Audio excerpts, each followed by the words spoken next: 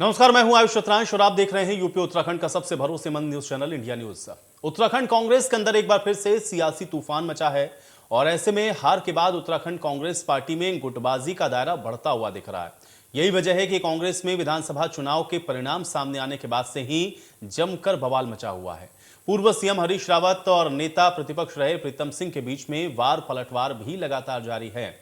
पूर्व मुख्यमंत्री हरीश रावत 3 चुनाव लगातार हार चुके हैं और आगे उनका राजनीतिक भविष्य क्या होगा, ये एक बड़ा सवाल है। इसके साथ ही हरीश चंद दुर्गापाल और गोविंद सिंह कुंजवाल ने प्रभारी की भूमिका पर भी अब सवाल खड़े कर दिए हैं। गुटबाजी को बढ़ावा देने का आरोप भी लगाया है।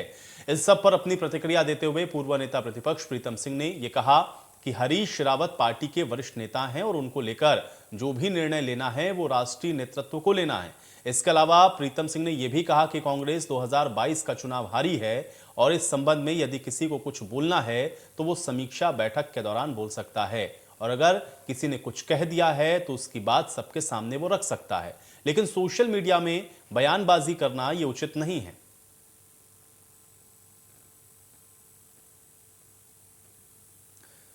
तो उत्तराखंड के अंदर कांग्रेस के अंदर लगातार वार पलटवार जारी है और उनके परिप्रेक्ष्य में जो भी निर्णय, हरीश राव जी वरिष्ठ नेता हैं और चुनाव वो हारे हैं, लेकिन उनके परिप्रेक्ष्य में जो भी निर्णय होगा राष्ट्रीय नेतृत्व लेगा। मैं इस परिप्रेक्ष्य में निर्णय लेने के लिए अधिकृत नहीं हूँ। 2022 के चुनाव को लेकर के अगर कोई बात है तो जब समीक्षा हो उस समय खुल के बात कहनी चाहिए और जिसने जो किया है उसको सबके सामने उजागर होना चाहिए।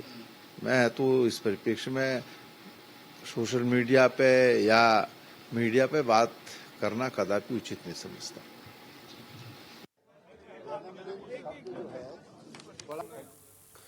तो हरीश और प्रीतम सिंह के बीच में आप देख रहे हैं कि लगातार सब कुछ सही नहीं चल रहा है। इससे पहले भी तमाम सियासी बयानबाजियां हो चुकी हैं। चुनाव से ठीक पहले आपने देखा होगा और आपको याद होगा कि हरीश रावत ने भी उस समय कुछ ट्वीट किए थे जिसमें उन्होंने अपनी ही पार्टी के अंदर के कुछ नेताओं को लेकर के सवाल उठा दिए थे। हालांकि उस समय इसको लेकर के काफ़ी चर्चा हुई थी, बाद में इसको लेकर के डैमेज कंट्रोल भी किया गया था। लेकिन अब चूंकि पार्टी चुनाव हार चुकी है और ऐसे में अभी भी लगातार आप देख रहे हैं कि कांग्रेस पार्टी के अंदर जो गुटबाजी है वो थमने का नाम नहीं ले रही है और लगातार आप देख रहे हैं कि सोशल मीडिया का सहारा इसमें लिया जा रहा है, क्योंकि पार्टी फोरम में आप देख रहे हैं कि चर्चाओं में बहुत कुछ ज़्यादा नहीं कहा जाता है, लेकिन सोशल मीडिया पे ज़रूर आप देख रहे हैं कि बयानबाजियां हो रही हैं और दोनों ही तरफ से बयानबाजियां हो रही हैं। एक दूसरे के ऊपर कहीं ना कहीं कुछ ना कुछ आपत्तिजनक बातें इस तरह की कही जा रही हैं, जो कि इस बात को दिखा रहा है कि कांग्रेस के अंदर अभी सब कुछ ऑल इज वेल नहीं है, यानी कि गुटबाजी लगातार है और वो और बढ़ती हुई दिख रही है। और दो खेमे आपको इसमें लगातार स्पष्ट तौर पर दिखेंगे, एक हरीश रावत और दूसरा प्रीतम सिंह, और दोनों ही तरफ से आप देख रहे हैं कि कुछ बातें इस तरह की हैं जो कि लगातार सोशल मीडिया पर बयान और चर्चाओं का विषय बनी हुई हैं। लेकिन इन सब का अगर आप देखेंगे तो राजनीतिक तौर पर आगे परिणाम क्या होगा ये बहुत महत्वपूर्ण है, क्योंकि उत्तराखंड के अंदर अभी हाल में ही आपने देखा कि विधानसभा का चुनाव बीता है और उसमें कांग्रेस पार्टी जो कि ये उम्मीद कर रही थी कि इस बार वो सत्ता के अंदर वापसी करेगी, लेकिन उसको अपेक्षित सफलता नहीं मिली। भारतीय जनता पार्टी ने अपनी सरकार दोबारा से बना ली उत्तराखंड के अंदर। तो ऐसे में अब नेतृत्व को लेकर के भी सवाल हैं। अब सवाल उत्तराखंड के अंदर जो चेहरे हैं उनको लेकर के भी हैं और इसीलिए आप देख रहे हैं कि ये खेमेबाजी या जो गुटबाजी है वो लगातार आपको नजर आएगी और ये और बढ़ती हुई दिख रही है, कम होने की बजाय। केंद्रीय नेतृत्व को या शीर्ष नेतृत्व को इस पर फैसला लेना है। हरीश रावत लगातार 3 चुनावों को हार चुके हैं, ये बात खुद प्रीतम सिंह कह रहे हैं। तो ऐसे में अब इस पर पहल क्या होती है, इस पर निर्णय क्या लिया जाता है, केंद्रीय नेतृत्व कांग्रेस का इस पर क्या अहम निर्णय लेता है, यह देखना होगा। लेकिन हाँ, एक दूसरे को लेकर के जिस तरह की बातें अभी सोशल मीडिया पर दोनों ही तरफ से कही जा रही हैं, ये वाकई में कांग्रेस के लिए चिंता का विषय होना चाहिए और कांग्रेस इसको अब किस तरह से हैंडल करती है या कांग्रेस इसको किस तरह से देखती है, आज हम इसी पर चर्चा करेंगे। दो बेहद खास मेहमान मेरे साथ जुड़ गए हैं, पहले उनका परिचय आपके साथ करवा देते हैं। विनय गोयल जी हमारे साथ जुड़ रहे हैं, प्रदेश प्रवक्ता हैं भारतीय जनता पार्टी के। विनय गोयल जी, स्वागत है आपका इस चर्चा में।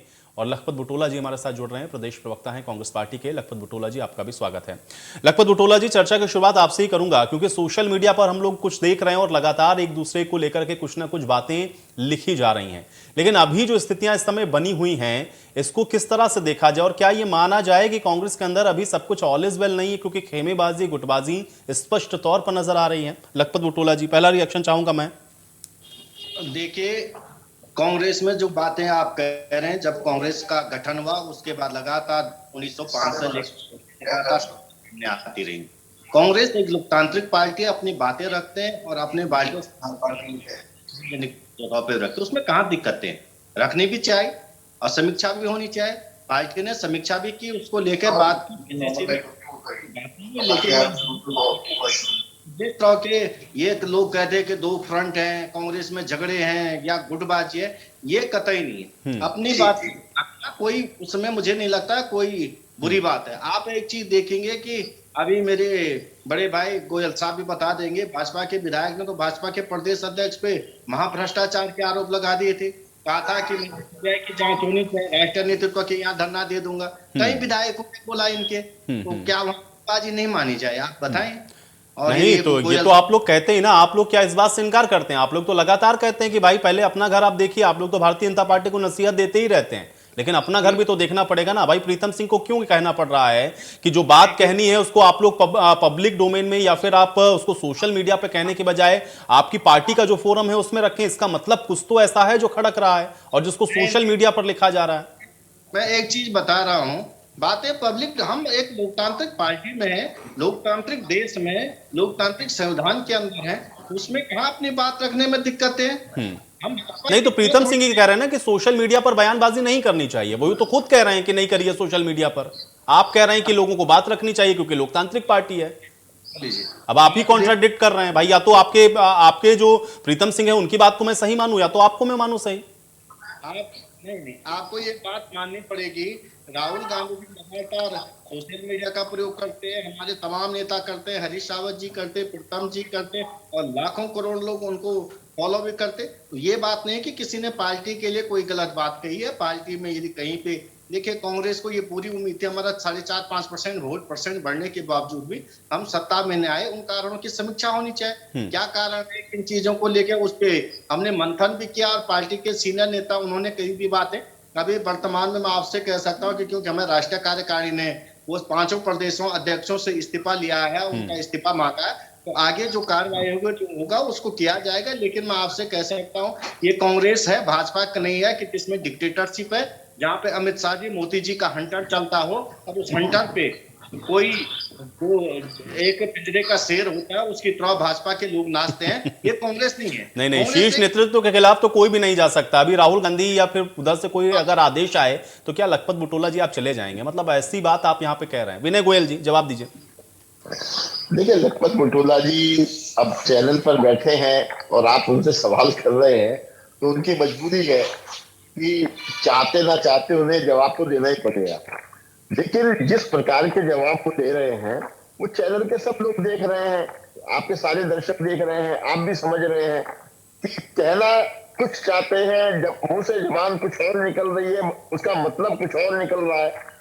भाई, जिस केंद्रीय नेतृत्व के नेतृत्व में लगातार पार्टी चुनाव हार रही है और कांग्रेस जो 125 साल से अधिक पुरानी पार्टी है, आज वो विपक्षी दल के दर्जे के लिए भी तरस रही है देश में, और उसकी पार्टी का केंद्रीय नेतृत्व अन्य राज्यों में हार होने पर उनसे इस्तीफे मांग रहा है, अपने आप काबिज है।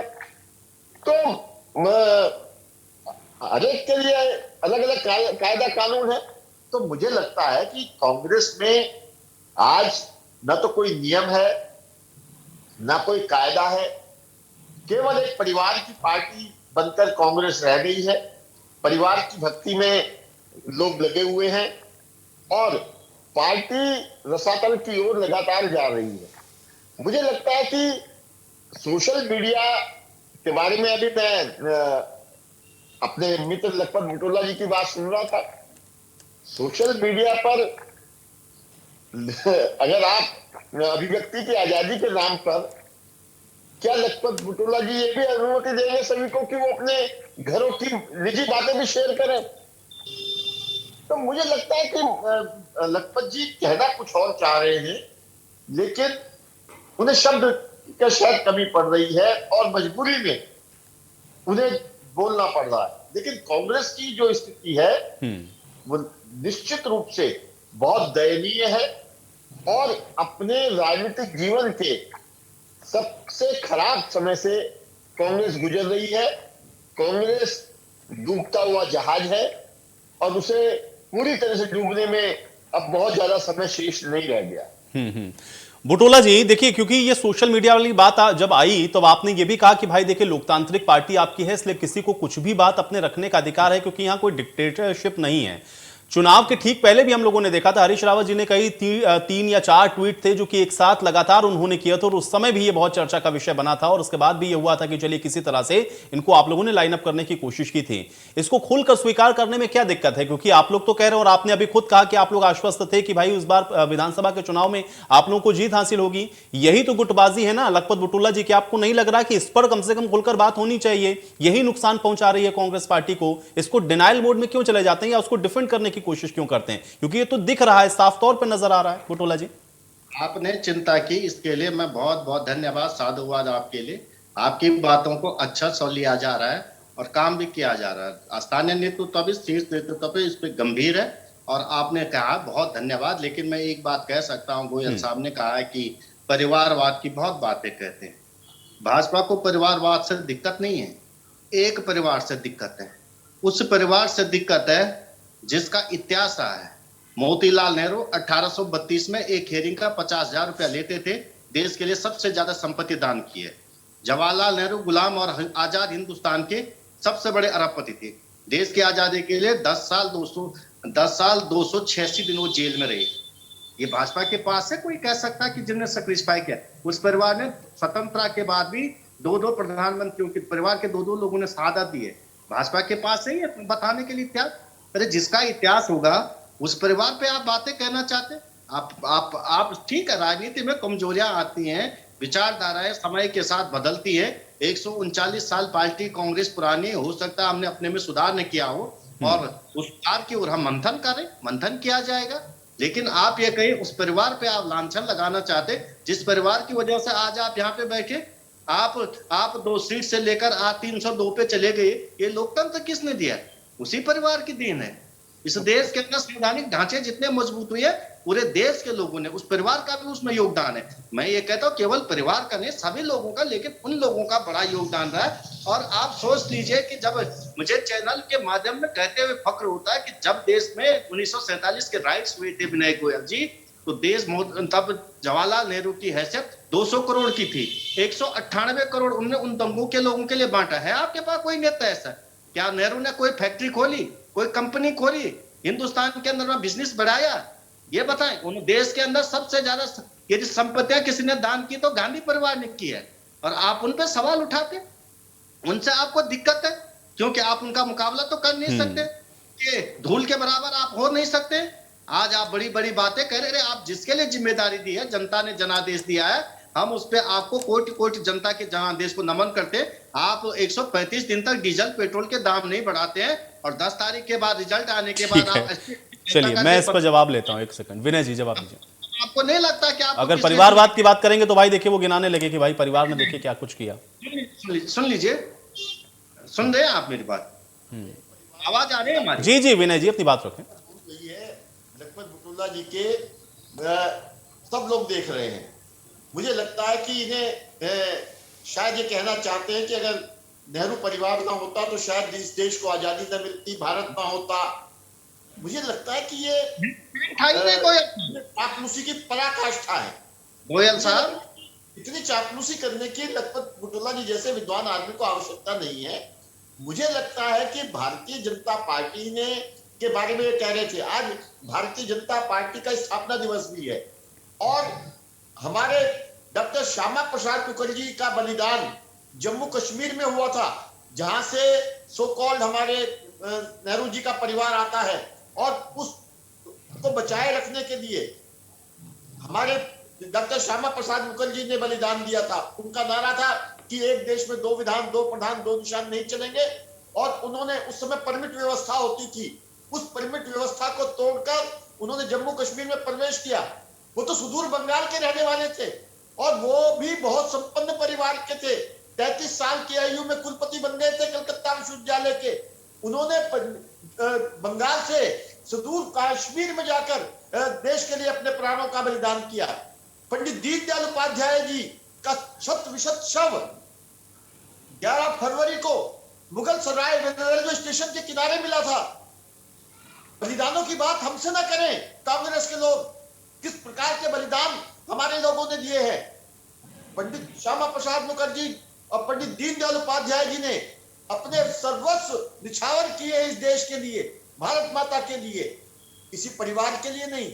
और आज अगर भारतीय जनता पार्टी के शासन में नरेंद्र मोदी के नेतृत्व में दुनिया में भारत की शान बढ़ रही है, दुनिया में भारत का नाम हो रहा है, दुनिया में भारत का डंका बज रहा है, और आज हर विषय में अगर हमारे देश के प्रधानमंत्री नरेंद्र मोदी जी की राय की वैल्यू है तो ये हम सबके लिए गर्व का विषय है। हम किसी के पिछलग्गू नहीं हैं और हम लोग उस दल के सदस्य हैं जिसके प्रधानमंत्री नरेंद्र मोदी जी ने कहा था कि ना मैं आंख झुका के बात करूंगा, ना आंख उठा के बात करूंगा, ठीक है आंख बुटोला जी, के बात करूंगा। ठीक है, चलिए मैं बुटोला जी से जवाब लेता हूँ विनय जी, एक सेकंड। दिखाया है वो काम ठीक करके है, दिखाया लखपत बुटोला जी। मुझे 30 सेकंड दीजिएगा, जी जी ये जवाब दे दें। आप मुझे कह रहे हैं, आप भी बहुत विद्वान हैं, इतिहास पढ़िए। 565 रियासतों को मिला के हिंदुस्तान किसने बनाया? नेहरू जी के नेतृत्व में बना, ये भाजपा और आरएसएस के नेतृत्व में नहीं बना है। जहां तक आप श्यामा प्रसाद मुखर्जी और सावरकर की इतनी तारीफें कर रहे हैं, मुस्लिम लीग के साथ 1939 में किसने सरकार बनाई? कौन कैबिनेट मुस्लिम लीग के साथ बात है? मुस्लिम लीग के साथ बनाई, कौन कैबिनेट मंत्री थे आपके? बता दीजिए। यदि इतिहास पढ़ते हैं तो मुस्लिम लीग के साथ क्यों सरकार बनाई 3 राज्यों में? किसने समर्थन दिया था? ये राष्ट्रवाद है आपका। इस राष्ट्रवाद की आप बात करते हैं, आपको बताना पड़ेगा। और दूसरी बात मैं आपसे कह सकता हूं मान्यवर, आप कहते हैं हिंदुस्तान 565 रियासतों मिला के नेहरू जी के नेतृत्व में एक संपूर्ण हिंदुस्तान, समृद्ध हिंदुस्तान बनाया गया। इसमें हंसने की बात नहीं है। ये सरदार पटेल जी का श्रेय भी आप खुद ही लेना चाहते हैं, उनको भी श्रेय देना चाहते हैं। वो तो आपके कांग्रेस के ही थे। ये मुस्लिम लीग की सरकार, मुस्लिम लीग से किसने सरकार बनाई? ये आप आरएसएस वाले थे, विश्व हिंदू परिषद वाले थे, हिंदू महासभा वाले थे। ये कोई छुपी हुई है? 3 राज्यों में किसने सरकार बनाई? किसने बनाई? कांग्रेस ने बनाई। आप राष्ट्रवाद, अरे जब देश आजाद हो गया, जिस परिवार ने शहादत दी है, जिस परिवार ने अपना सब कुछ खोया, आप कहते हैं चमचागिरी की। महात्मा गांधी की तारीफ करें तो महात्मा गांधी की चमचागिरी है। आप बताओ, एक सड़क छाप गुंडे ने गांधी जी को गोली मार दी, आप उसकी पूजा करते हैं? राष्ट्रवाद की परिभाषा लाते हैं आप? जम्मू कश्मीर को हिंदुस्तान में किसने मिलाया? धारा 35 को क्या कर रखी है आप? कौन जिम्मेदार है उसका? गोयल साहब सुन लीजिए, जम्मू कश्मीर की हालत का सुन लीजिए, आप विषयों को भटकाने का प्रयास न करें। तो सुन लीजिए, आज तो मैं आपको स्वागत देता हूं, आपकी 40वीं स्थापना दिवस है, इसका जश्न मनाए। हम चाहते विपक्ष मजबूत हो या और पक्ष भी मजबूत हो, देश में लोकतांत्रिक व्यवस्था रहे। भाजपा, चलिए लखपत बुटोला जी, देखिए विपक्ष मजबूत होगा तभी जब आप लोग अपनी आपसी जो गुटबाजी है उसको भी समाप्त करें। मुझे लगता है उत्तराखंड के लिए ज्यादा बेहतर होगा। पार्टियों पर हम लोग किसी दिन और डिस्कशन भी करेंगे। बहुत शुक्रिया आप दोनों का अपना समय निकालने के लिए, चर्चा का हिस्सा बनने के लिए। हालांकि अब कांग्रेस में ऑल इज वेल कब होता है ये देखना बहुत दिलचस्प होगा। देवभूमि लाइव में मेरे साथ फिलहाल इतना ही।